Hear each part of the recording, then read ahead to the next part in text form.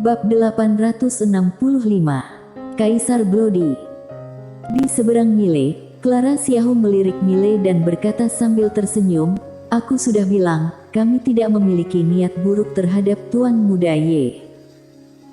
Setelah mengatakan itu, dia menoleh, melihat ke kanan. "Kakek, aku telah berjanji padanya, aku akan memberinya jimat oren, dan dia akan membantu kita membuka segel."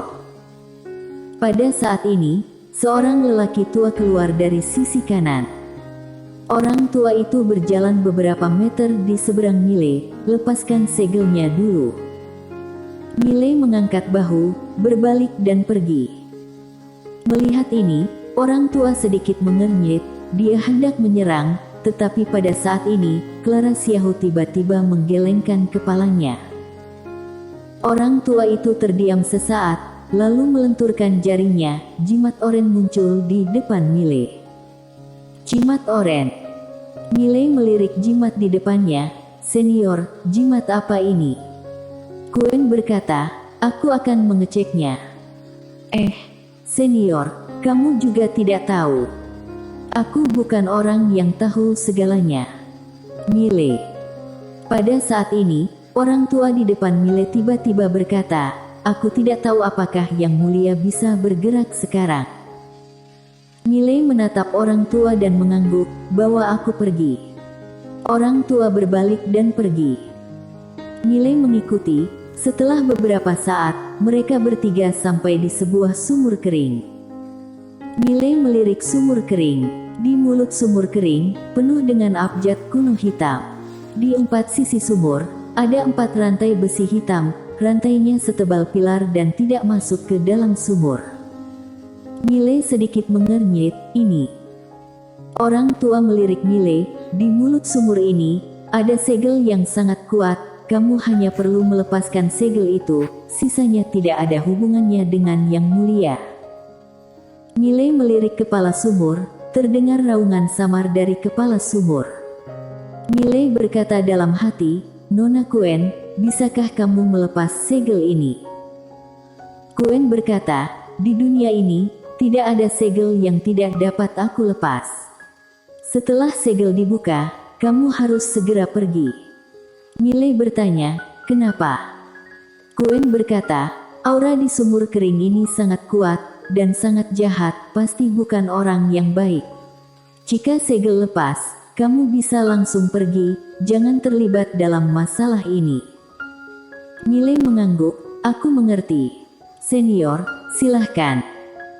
Begitu suaranya jatuh, alisnya tiba-tiba terbuka, dan kemudian, cahaya putih tiba-tiba keluar dari alisnya. Cahaya putih itu mengalir ke abjad kuno sumur kering, dan ternyata mulai redup. Dan rantai itu juga bergetar hebat saat ini. Melihat pemandangan ini, ekspresi orang tua itu tiba-tiba menjadi sedikit bersemangat. Setelah beberapa saat, abjad kuno hitam di sekitar sumur kering tiba-tiba menghilang. Boom! Aura yang kuat naik ke langit dari sumur kering. Pada saat ini, suara Quen tiba-tiba terdengar dari benak Mile, "Mundur." Tanpa ragu-ragu, Mile berbalik dan berlari. Dia sangat cepat, menghilang di ujung langit dalam sekejap mata. Dan pada saat Mile menghilang, seorang pria melayang keluar dari sumur kering. Seluruh tubuh pria itu berwarna merah darah, dan 2 bola darah merah mengambang di kedua tangannya. Melihat orang ini, orang tua itu buru-buru berlutut. "Wangsa Xiaohu, generasi ke-107 keturunan keluarga Xiaohu, bertemu dengan Kaisar Bloody."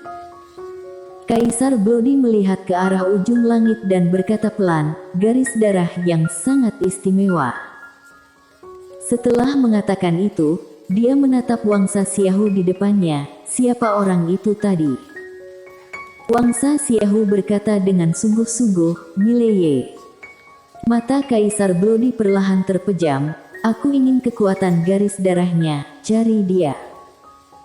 Mendengar ini, Wangsa Xiaohu ragu-ragu, lalu berkata, "Mile ini tidak sederhana, ini rumit."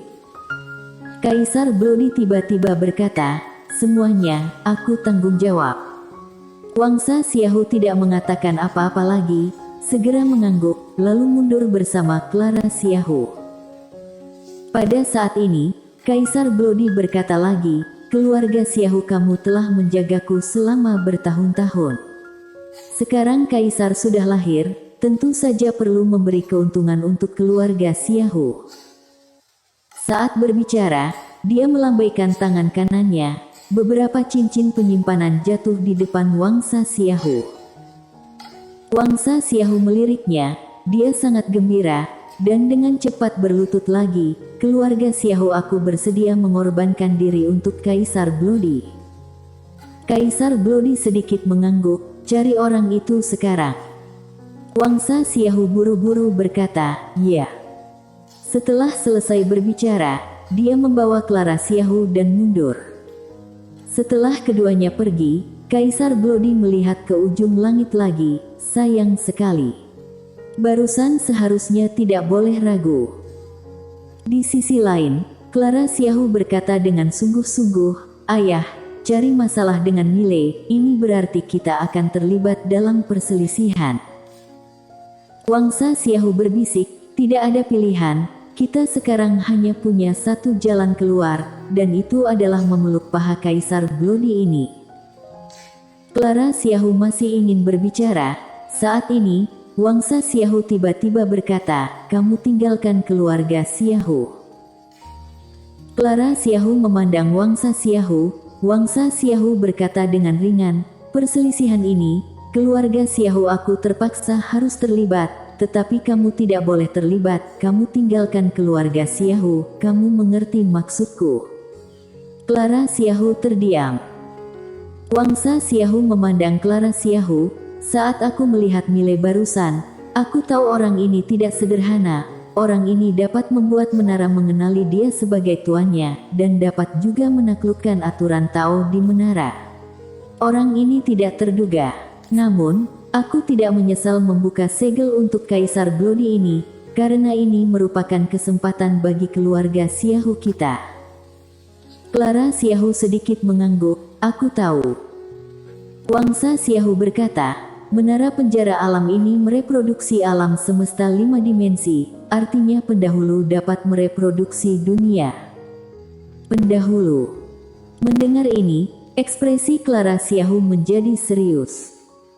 Meski tidak satu generasi dengan pendahulu, dia juga pernah mendengar legenda pendahulu.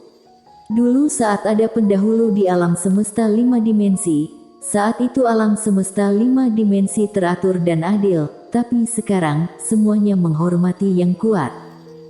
Siapapun yang memiliki kepalan tinju lebih besar adalah pemenang. Clara Xiaohu menggelengkan kepalanya dan berkata, ayah, hati-hati. Setelah berbicara, dia berbalik dan pergi. Dia tahu, dia adalah langkah terakhir dari keluarga Xiaohu.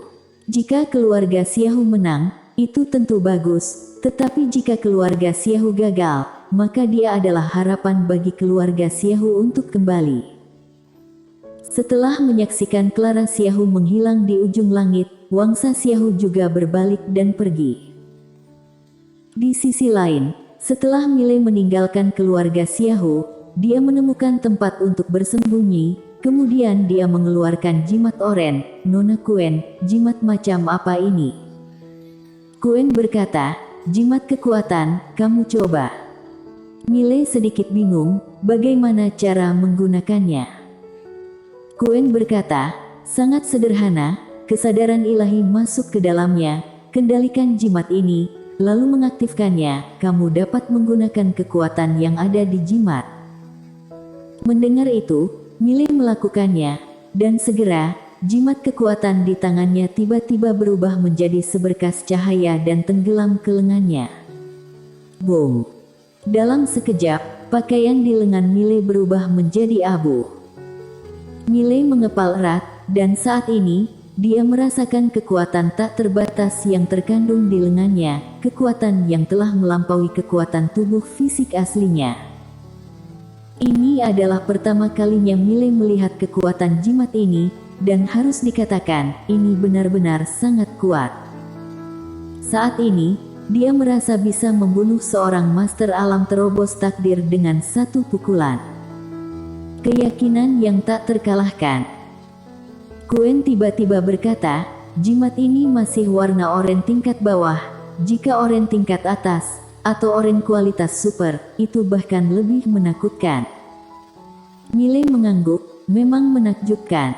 Namun, ini masih termasuk benda luar, ini bukan kekuatanku sendiri, aku tidak boleh terlalu mengandalkan kekuatan semacam ini. Quen tersenyum dan berkata, senang sekali kamu bisa berpikir begitu. Miley menyimpan jimat itu, lalu melihat ke ujung langit dan berkata dengan pelan, saatnya bertemu tetua Li Akademi Dimensi Luas. Setelah mengatakan itu, dia langsung menghilang. Karena Miley meletakkan bola kristal di kota sebelumnya, sekarang bukan hanya dia mencari Surya Li ini, tetapi banyak kekuatan mencari Surya Li ini. Sekarang semua orang tahu, menara penjara alam ada di tangan Surya Li, dan Surya Li tidak kembali ke Akademi Dimensi Luas, tetapi melarikan diri dengan harta karun 5 dimensi ini.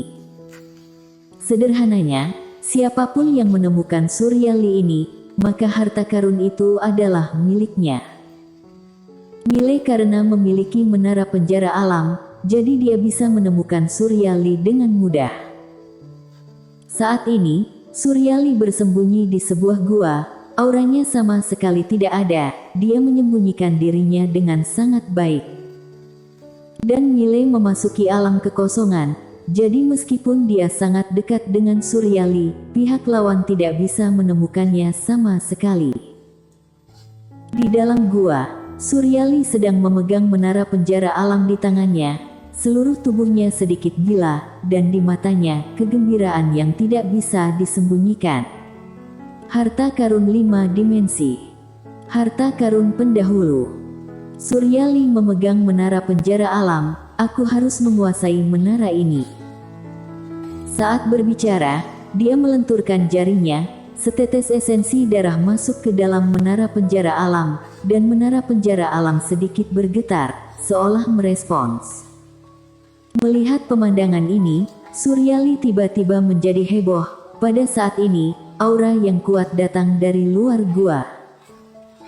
Miley melihat keluar gua, hatinya sedikit terkejut, dia tidak menyangka ada orang yang dapat menemukan Surya Li secepat ini. Dia juga ingin memberi peringatan kepada kekuatan 5 dimensi ini. Di dalam gua, Surya Li segera menyimpan menara penjara alam.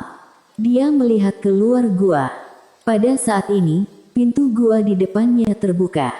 Tidak, harus dikatakan, tempat persembunyiannya langsung meledak.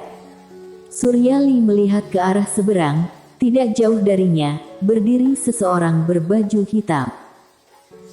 Orang berbaju hitam itu diselimuti pakaian hitam, dan ada kekuatan misterius yang menyelimuti tubuhnya, sama sekali tidak bisa melihat wajah aslinya. Surya Li menatap orang berbaju hitam itu, apakah kamu tidak tahu aku ini adalah tetua sekolah tinggi dimensi luas? Di kejauhan, orang berbaju hitam mencibir, sekolah tinggi dimensi luas. Surya Li, kamu diam-diam melarikan diri dengan membawa harta karun sekolah tinggi dimensi luas. Kamu bahkan mengaku sebagai tetua sekolah tinggi dimensi luas. Kamu benar-benar tidak malu. Mendengar hal tersebut, Surya Li sedikit mengernyit, bagaimana kamu tahu? Orang berbaju hitam itu tertawa, bagaimana aku tahu? Sekarang seluruh dunia mengetahuinya. Surya Li, aku akan memberimu kesempatan untuk menyerahkan menara itu. Aku bisa melepas nyawamu, jika tidak. Saat itu, Surya Li tiba-tiba berbalik dan kabur. Dia tidak memilih untuk bertindak, karena begitu dia bertindak, itu mungkin menarik lebih banyak master. Dia hanya punya satu pilihan sekarang, yaitu melarikan diri. Namun, baru melarikan diri beberapa langkah, orang tua lain muncul di depannya. Surya Li hendak berbicara, saat ini, tangan kanan orang tua itu tiba-tiba terulur dan menekan dengan ringan. Boom! Ruang hampa tempat Suryali berada langsung runtuh. Dan seluruh tubuh dan roh Suryali langsung musnah. Pembunuhan instan. Dalam kegelapan, Mile terdiam. Dia tahu, bos yang sebenarnya telah muncul. Bersambung.